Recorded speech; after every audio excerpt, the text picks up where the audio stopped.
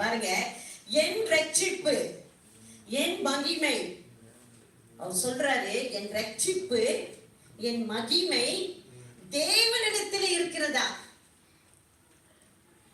பலன், என் கண்மலையும் என் அடைக்கலமும் என் தேவனுக்குள் இருக்கிறது. அப்ப நம்ம பார்க்கிறோம், தாவீது ராஜா இந்த காரியத்தை சொல்லும் போது அவர் கடந்து வந்த பாதையை நம்ம பார்க்கும் போது, அவர் போன உபத்திரத்தின் ஊழியத்தின் மத்தியில் அநேக காரியங்களை பார்க்கும் போது, அவரோட சங்கீதத்தை நம்ம படிக்கும் போது தாவீது ராஜா குறித்து நிறைய அங்க போடப்பட்டிருக்கு. ஒரு கட்டத்துல சங்கீதம் 51 தியானிக்கும் போது அது பாருங்க, அவர் எவ்வளவு தூரத்துக்கு வியாகுலுக்குள்ளாக அவர் கடந்து போனாருன்னு சங்கீதம் 51 அங்க பார்க்கும் போது. சோ அந்த அளவுக்கு போனவர் அவருடைய வார்த்தையில ஒவ்வொன்றையும் பார்க்கலாம். அவர் இறுக்கமாக யாரத்தமா பிடித்து கொண்டார் சொல்லுங்க, ஆண்டவரே. அவர் இறுக்கமாக அவரை பிடித்து கொண்டார். எந்த சூழ்நிலையிலும் அவர் தைரியமாக தேவனுடைய காரியத்தை அவர் செய்யக்கூடியவராக இருக்கிறாரு. 3 பாயிண்ட்ஸ் சுருக்கமா சொல்லி முடிச்சிடுறேன். முதல் பாயிண்ட் நம்ம பார்க்கிறோம், கர்த்தர் என் ராக். ராக் என்ன சொல்லுவாங்கன்னா கண்மலை.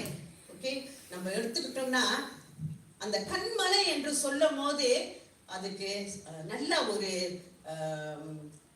ஒரு கல் இருக்க ராக் நம்ம என்ன சொல்ல, அது உடைக்க முடியுமா? பாறை.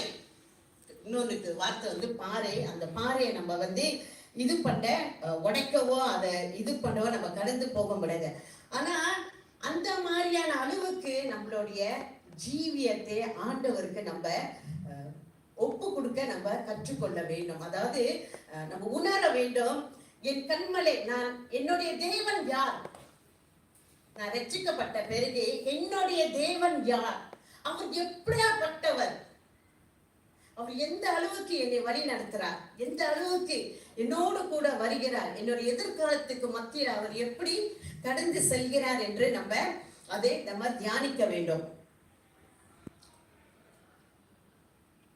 அதே போல நம்ம தேவனோடுக்குள்ளாக இருக்கப்படும் போது நம்ம அசைக்கப்பட மாட்டோம். இன்னொன்னு நம்ம பார்த்தோம்னா நோவா பத்தி நம்ம எல்லாருக்குமே நல்லா தெரிஞ்ச ஒரு அதிகாரம்.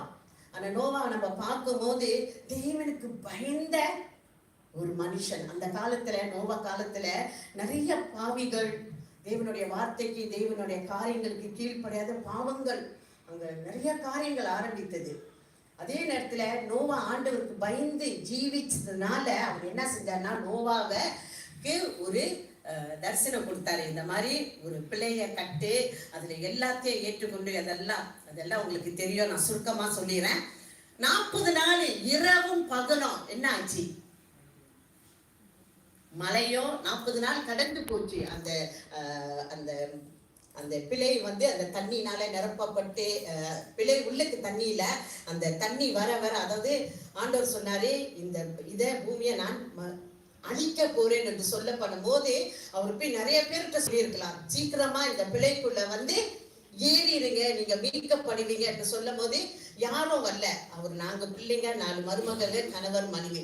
ஓகே, இவங்க தான் உள்ளுக்கு இருந்தாங்க. ஆனா ரொம்ப பேர் என்ன நினைச்சிருப்பாங்க, என்ன ஆக போகுது, இவர் செய்யறது காரியம் எப்படின்னு தெரியாது சொல்லி ரொம்ப பேரு கிண்டலாகவும் கேலியாகவும் அவருக்கு பேசியிருக்கலாம். ஆனால் அவருக்கு தெரியும், நான் எப்படிப்பட்ட தேவனை வணங்குகிறேன், என் தேவன் எப்படி எந்த அளவுக்கு என்னை கொண்டு போவார் சொல்லி அவர் அறிந்திருந்தார். அவர் தேவனுடைய வார்த்தைக்கு கீழ்ப்படிந்து அவர் போகும் போது அவர் தேவனுடைய ஆசீர்வாதத்தை பார்த்தாரு. அது மட்டும் இல்ல, பெரிய ஒரு அழிவுல இருந்து அவர் மீட்கப்பட்டார்.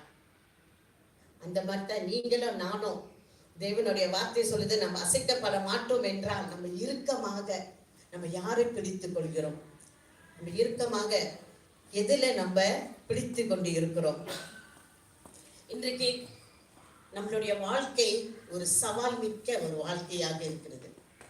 ஒத்துக்கிறீங்களா? நம்மளுடைய வாழ்க்கை சவால் மிக்க கூடியதாக இருக்கிறது. அந்த சவால்ல நம்ம கடந்து போகும்போது எந்த இடத்துல நிக்கிறோன்னு கூட நமக்கு தெரியாது. நம்மளுடைய சவால் என்ன? இன்னைக்கு அனுதினமான நம்மளுடைய சராசரியான வாழ்க்கையில நம்ம கடந்து போறது இது என்ன தெரியுமா?